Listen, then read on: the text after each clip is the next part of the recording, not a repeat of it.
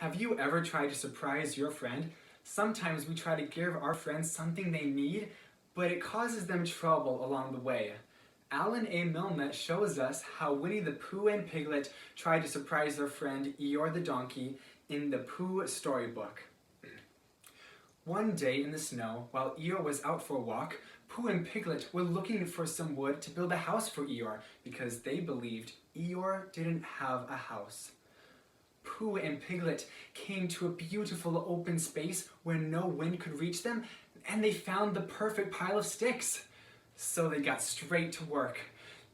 But little did they know that that pile of sticks was actually Eeyore's house.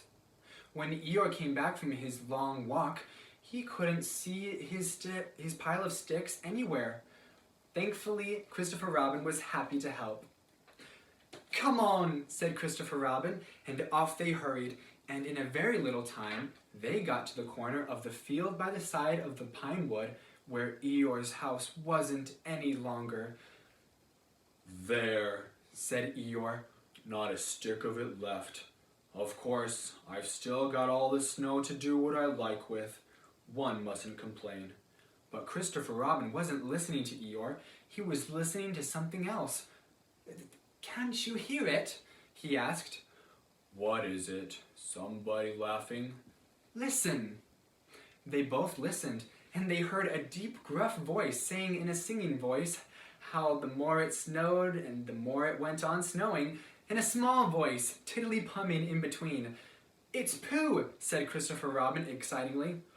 "Possibly," said Eeyore. "And Piglet," said Christopher Robin excitingly. "Possibly," said Eeyore. "What we want is a trained bloodhound." The words of the song changed suddenly. "We finished our house," sang the gruff voice. "Tiddly-pum," sang the squeaky one. "It's a beautiful house, tiddly-pum. I wish it were mine, tiddly-pum." "Pooh!" shouted Christopher Robin. The singers on the gate stopped suddenly. "It's Christopher Robin," said Pooh eagerly. "He's round by the place where we got all those sticks from," said Piglet. "Come on," said Pooh. They climbed down their gate and hurried down the corner of the wood, Pooh making welcoming noises all the way. "Why, here is Eeyore," said Pooh. When he had finished hugging Christopher Robin, he nudged Piglet, and Piglet nudged him, and they thought to themselves what a lovely surprise they had ready. "Hello, Eeyore." "Same to you, Pooh Bear, and twice on Thursdays," Eeyore said gloomingly. Before Pooh could say, "Why Thursdays?" Christopher Robin began to explain the sad story of Eeyore's lost house, and Pooh and Piglet listened, and their eyes seemed to get bigger and bigger. "Where did you say it was?" said Pooh. "Just here," said Eeyore. "Made of sticks?" "Yes."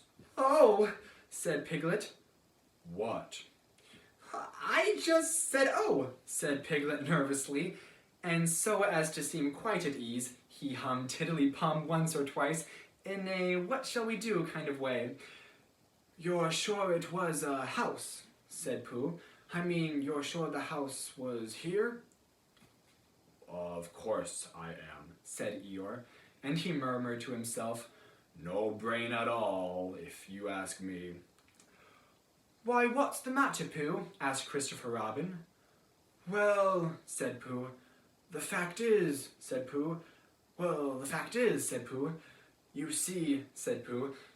"It's like this," said Pooh, and something seemed to tell him that he wasn't explaining very well, and he nudged Piglet.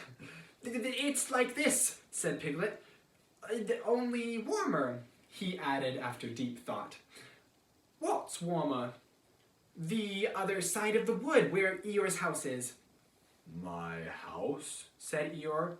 "My house was here." "No," said Piglet firmly. "The other side of the wood." "Because of being warmer," said Pooh. "But I ought to know." "Come and look," said Piglet simply, and he led the way. "There wouldn't be two houses," said Pooh, "not so close together." They came round the corner, and there was Eeyore's house, looking as comfy as anything. "There you are," said Piglet. "Inside as well as outside," said Pooh proudly. And here we have Christopher Robin and Piglet and Pooh showing Eeyore his new house. Eeyore went inside and came out again. "It's a remarkable thing," he said. "It is my house, and I built it where I said I did.